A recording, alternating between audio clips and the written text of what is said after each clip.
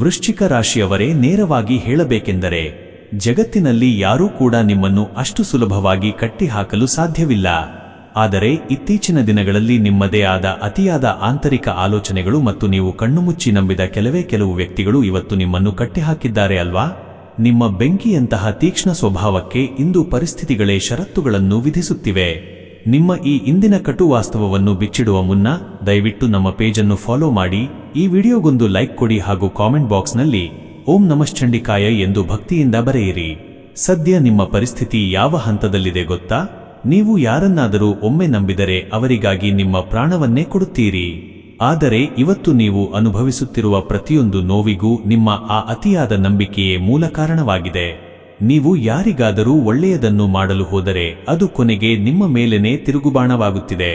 ಹಣಕಾಸಿನ ವಿಚಾರದಲ್ಲಂತೂ ತೀವ್ರವಾದ ನಿಗೂಢ ಬಿಕ್ಕಟ್ಟು ಕಾಡುತ್ತಿದೆ. ಕೈಗೆ ಹಣ ಬರುವ ಎಲ್ಲಾ ದಾರಿಗಳು ಕೊನೆಯ ಕ್ಷಣದಲ್ಲಿ ಬಾಗಿಲು ಮುಚ್ಚಿಕೊಳ್ಳುತ್ತಿವೆ.